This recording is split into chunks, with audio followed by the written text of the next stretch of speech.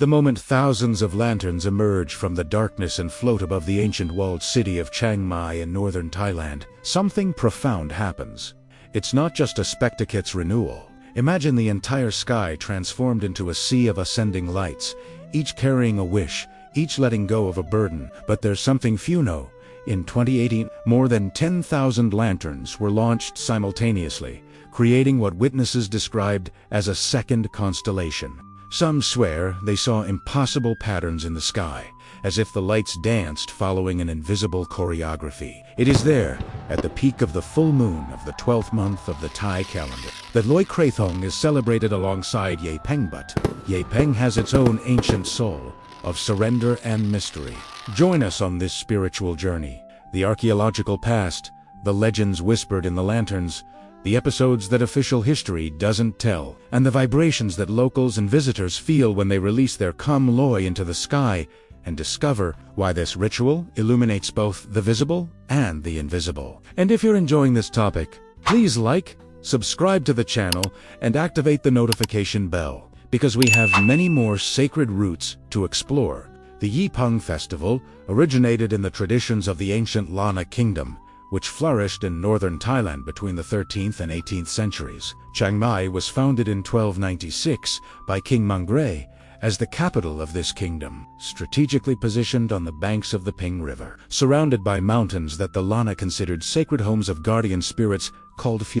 Since then, the Lanna people have celebrated the full moon of the second lunar month, which corresponded to the end of the monsoon season and the beginning of the cold season. Archaeological excavations at Wat Chang Men Temple, the oldest in Chiang Mai, have revealed traces of burnt offerings dating back to the 14th century small chared, bamboo structures that may have been the earliest versions of flying lanterns. Ancient chronicles in Tham script, preserved on palm leaves, mention rites dedicated to light, the transition of seasons, and gratitude for rain and harvests. De manuscriptamnan, mula sasana, dating from approximately 1450, speaks of lights rising to the heavens, like ladders for the Davas. Lanterns hung in homes and temples represented offerings of hope and faith, while small baskets floated on rivers as a symbol of purity. The leap from terrestrial to flying lanterns has a controversial origin. Some historians attribute it to the monk Nag, who supposedly used hot paper lanterns to signal victories in Buddhist battles. Others say the technique came from China via the Silk Road trade routes. Over time, these lanterns took to the skies, becoming the spectacle that captivates the world today. Each lantern is more than a flame, it's a visible prayer. Releasing a lantern signifies leaving behind what weighs you down and sending your desires out into the universe. Lanna belief held that the lights rose towards the sacred reliquary of the Buddha in the Tavatamsa heaven, or the celestial plane where enlightened beings dwell. In Lanna Buddhist cosmology, there are three worlds: Kamaloka, the world of desire; Rupaloka, the world of forms; and Arupaloka, the formless world. The lanterns represent the ascent of consciousness through these planes, beginning in the material world, passing through the subtle world of luminous forms, until dissolving into the illuminated void. This is why monks recommend observing the lantern until it completely disappears, meditating on it. In temples and on the streets, the scene is one of pure transformation. Candles, flowers, and colors affirm that darkness has been touched by light. At Wat Phan Dao, one of Thailand's oldest Tik temples, monks perform a ceremony called Wai Pra that before the release, where hundreds of candles are lit simultaneously around the temple, creating a mandala of fire that represents the cycle of samsara being broken by enlightenment. Pilgrims and visitors feel a mixture of humility and liberation. Looking up and seeing the sky covered in lights, the question naturally arises: what do I let go of today? What do I wish to rise with me? A 73-year-old Buddhist practitioner who has participated for 50 years said, "It's like a leaf that, instead of falling, rises towards infinity. Each year I release a different painting. The sky always accepts it. But even this celebration of light holds its mysteries. Why did northern Thailand become the center of this tradition? The secret lies in the cultural fusion of the ancient Lanna kingdom, which blended Theravada Buddhism with Brahmanical practices and ancient animistic beliefs of the Mon and Luna peoples. Some scholars believe that Yi Peng was influenced by Indian rites of thanksgiving for rain and fertility, especially the Deepavali festival. But there is a darker legend. It is said that in the 15th century, during a plague epidemic that ravaged Chiang Mai, survivors began to release lanterns to guide the souls of the dead to the afterlife, preventing them from wandering as hungry ghosts. This macabre practice is said to have been incorporated into the festival as a way to honor ancestors. In distant villages like Meiteng and Chang Tao, some say that the lanterns are messengers of the ancestors, rising to deliver requests to the gods of Mount Doi. There is one particularly disturbing story.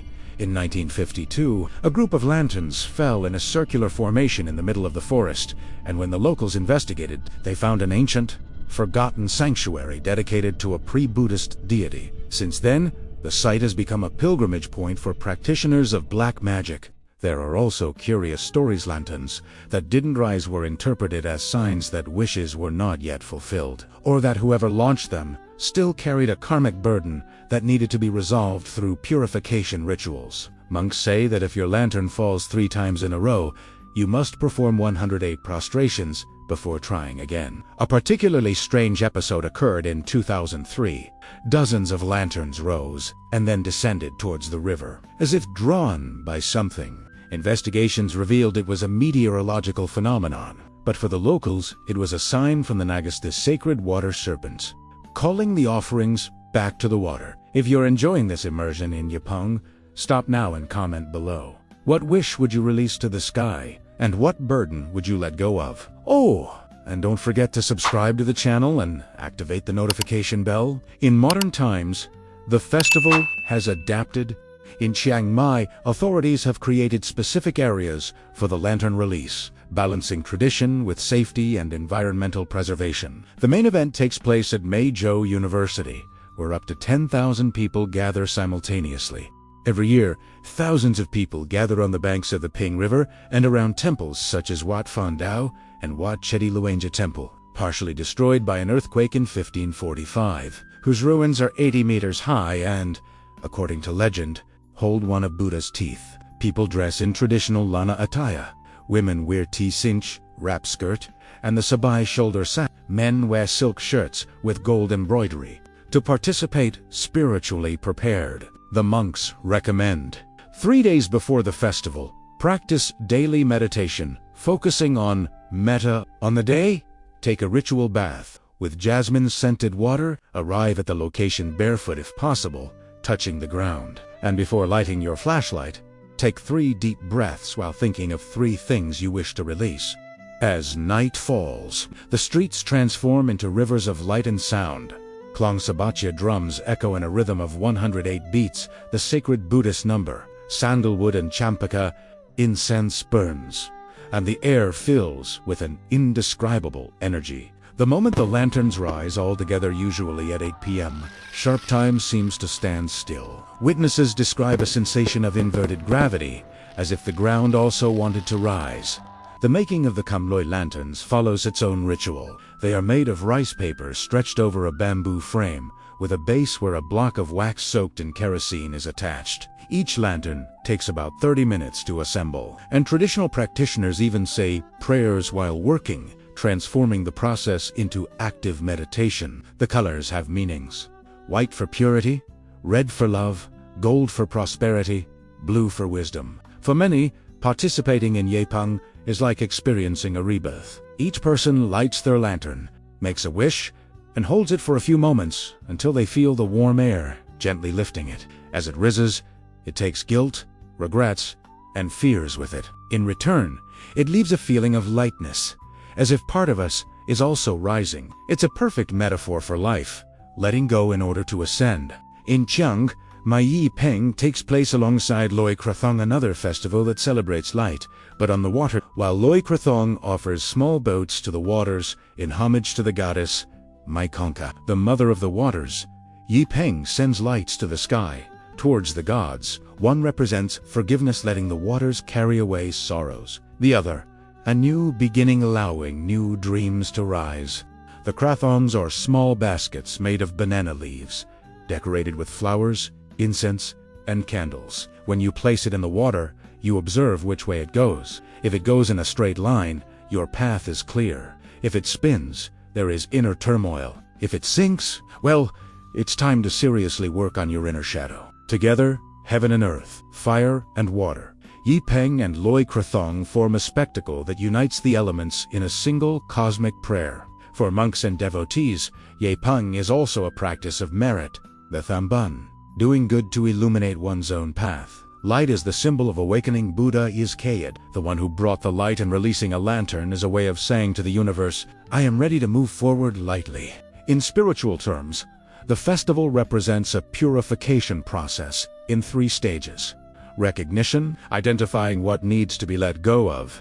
Action, lighting, and releasing. And surrender, trusting that destiny will do the rest. Some say that the sky over Chiang Mai during Yi Peng transforms into a mirror of the invisible. The lanterns are said to be reflections of other dimensions, bridges between worlds. Sometimes, the wind guides them into mysterious formations, mandalas, waves, and for a moment, it seems as if stars are descending to Earth. Some scholars relate this luminous phenomenon to ancient accounts of celestial apparitions in the Lanna chronicles, reinforcing the idea that Yi Peng is not just tradition, but an experience that touches the inexplicable. Physicists explain that lanterns create upward thermal currents that organize themselves into patterns due to fluid dynamics. But this does not diminish the magic, it only translates it into another language. A Thai astrophysicist who studies the phenomenon said, "It's as if we were inverting the cosmos for one night. The stars on Earth, the Earth in the sky. Imagine your mind as a lake.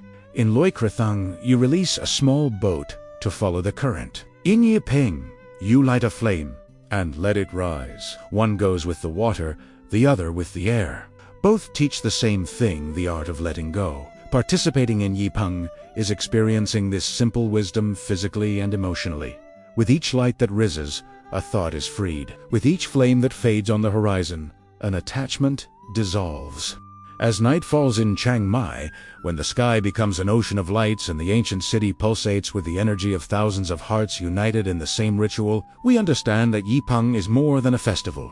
It is a rite of rebirth, a bridge between the human and the divine, between heaven and earth, between the past and the future. It is proof that even in the modern age, we are still beings who need rituals, symbols, moments where the sacred bursts into everyday life. For those of you who have watched this far, ask yourself, when was the last time you let go of something to rise? When did you allow your inner light to rise without fear, without control, simply trusting the wind? Perhaps this video was that moment. If so, write in the comments. What was the thought? What was the pain? What was the dream you would let go of right now if you had a flashlight in your hands? And of course, if this content touched you in any way, activate the bell so you don't miss the next episodes where we'll explore other luminous rituals from around the world. Share it with someone who would like to see the sky light up as part of their own journey. May your inner lanterns rise, may your fears fall, and may the light remain today and always, until the next sacred destination.